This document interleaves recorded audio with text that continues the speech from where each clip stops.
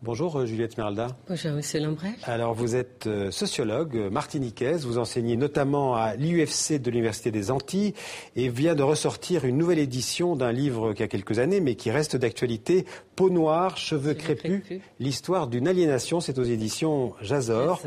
Alors Juliette Esmeralda, j'ai envie de vous demander, vous êtes une femme nappie ? Nappy, si ça veut dire porter son cheveu tel qu'il est. Il faut expliquer que ça veut dire nature, oui, en anglais, natural happy. Naturelle et heureuse de l'être. Ouais. Si on veut, moi je ne m'étais pas posé la question. Ouais. Voilà, j'y réponds. Oui. Alors vous êtes fière de vos origines, de vos cheveux, de votre peau, et le moins que l'on puisse dire, c'est que ça n'a pas toujours été le cas à travers les siècles. Non, disons que personnellement, je ne m'étais pas impliquée dans la problématique. Je voulais comprendre pourquoi les femmes... Moi, j'imagine qu'elle vous intéresse, qu'elle vous touche. Mais absolument. Et je voulais comprendre pourquoi les femmes se défrisaient. Ouais. Parce que ça n'avait rien d'automatique. Et il me semblait que derrière cette pratique, il y avait peut-être une problématique liée à la texture même du cheveu, puisque j'ai découvert par la suite que en Europe et au Maghreb, eh bien, les femmes qui ont ce type de cheveux aussi, les défrisent. Ouais. Ouais. Mais si, c'est ce que vous appelez finalement le résultat d'une aliénation des femmes noires. Ça remonte à très loin, ça remonte à l'esclavage.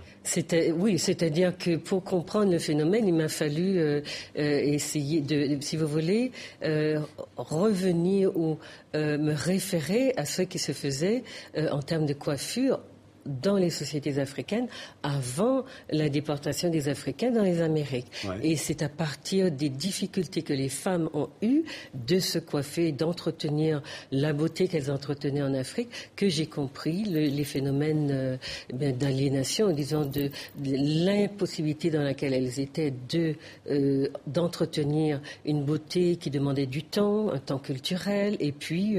évidemment, en tant qu'esclaves, elles n'avaient pas ce temps. Elles n'avaient pas ce temps, puisque leur temps était au service des maîtres et forcément, vous voyez là des coiffures extrêmement complexes. Et puis, ce temps était aussi un temps pendant lequel se transmettait... Là, on voit Alexandre Dumas. Tout à fait, pendant lequel se transmettaient les valeurs culturelles. Et en fait, vous écrivez dans votre livre que les esclaves femmes n'aimaient pas leurs cheveux. Elles en étaient au point à intégrer, en fait, cette aliénation. Mais...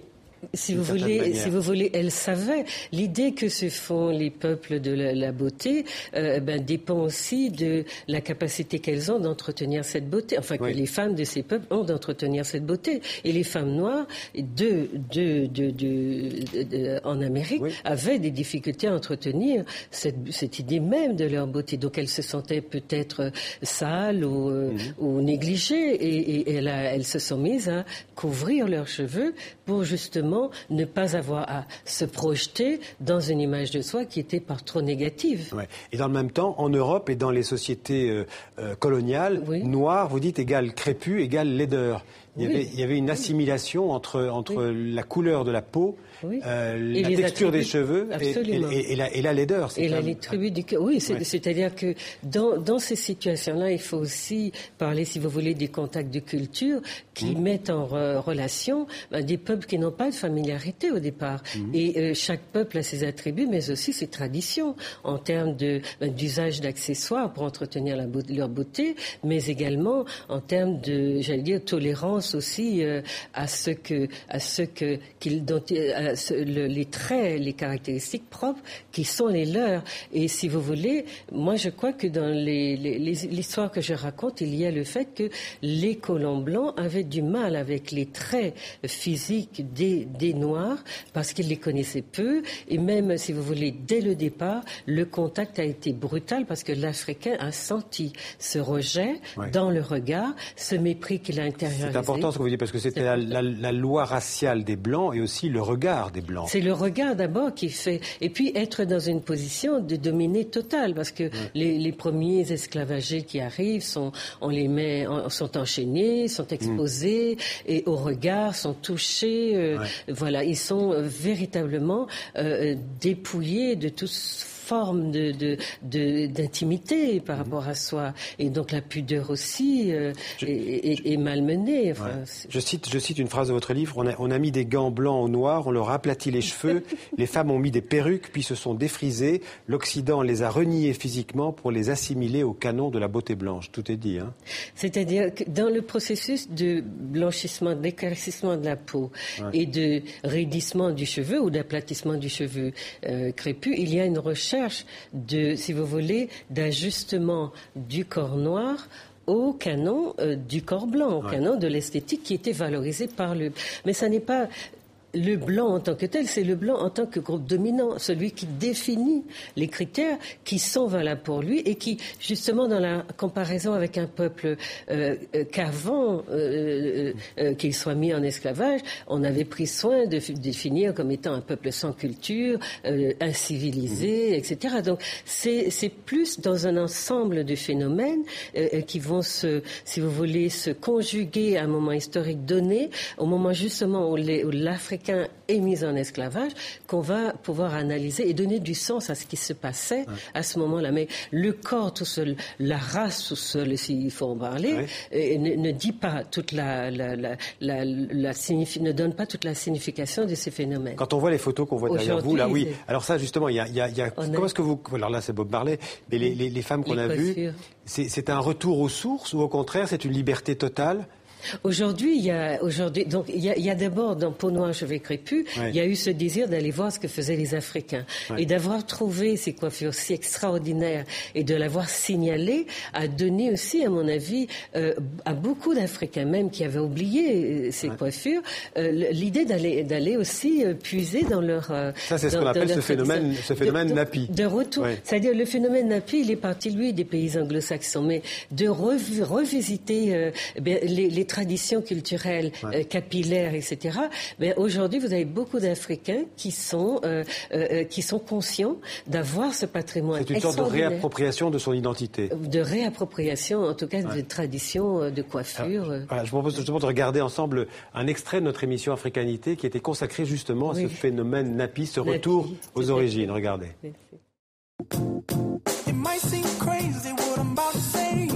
Tressé, tissé ou coiffé en mode afro, le cheveu crépus est de retour. Parti des États-Unis où il est incarné par Solange Knowles, la sœur de Beyoncé, le phénomène Napi a gagné l'ensemble de la planète. Le Napi est une contraction entre naturel et happy. Donc le fait d'être Napi, c'est de s'assumer et d'assumer son cheveu crépus avec beaucoup de fierté. Dès que j'ai coupé mes cheveux et que j'ai gardé que les naturels, je me suis sentie pousser des ailes comme si j'avais une force intérieure qui m'animait, qui me donnait vraiment envie de m'affirmer et qui me donnait encore plus confiance en moi. Une élection Miss Napi a même récemment été organisée à Paris avec une vingtaine de candidates et un jury prestigieux, heureux de promouvoir le cheveu afro au naturel. Elles sont toutes très belles et je trouve ça extraordinaire que nous ayons envie maintenant de mettre en avant notre beauté et tout ce que nous avons de naturel. Être ici, c'est une forme de combat, voilà, pour que le noir, l'homme noir, la femme noire prennent leur place dans cette société, mais la prennent d'une façon noble et positive. Alors Julia Esmeralda, je vous ai vu sourire, vous aviez l'air heureuse pour ces jeunes femmes. Non, on utilise des mots qui sont ceux d'une guerre.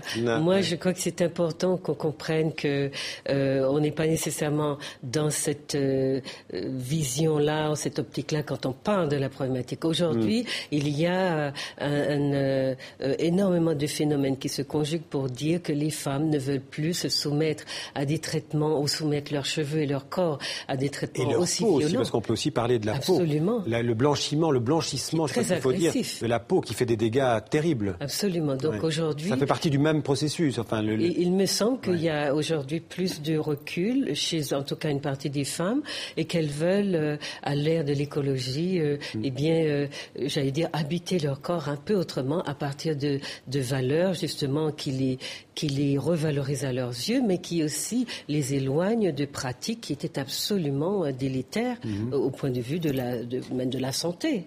Et ce phénomène de retour aux sources, il reste minoritaire, vous pensez, parmi les femmes, disons, noires, d'abord celles-là, les noires en Europe ? Oui, moi je crois que c'est un phénomène. C'est-à-dire que quand on a l'ouvrage dont vous parliez, qui a 11 ans aujourd'hui, avait... Peau noire, cheveux crépus. Avait fédéré un noyau de femmes qui étaient déjà dans cette réflexion. Qui étaient militantes en fait. Pas militantes, pas nécessairement militantes, mais qui cherchaient à habiter leur corps de manière plus sereine. Et aujourd'hui, vous avez véritablement une génération de femmes, les plus jeunes, les trentenaires, qui disent, qui naissent presque avec l'idée que c'est mon cheveu, c'est normal, et je n'ai pas à me positionner dans un combat politique ou militant. C'est simplement mon corps réel avec lequel je veux pouvoir vivre. Donc ça veut dire que la société est en train peut-être de se démocratiser, de devenir plus tolérante et de comprendre que l'altérité, c'est aussi une des dimensions qu'elle doit cultiver. On parlait du blanchiment de la peau. Qu'est-ce que vous avez à dire? Qu'est-ce que vous diriez à une femme noire aujourd'hui qui voudrait se faire blanchir la peau?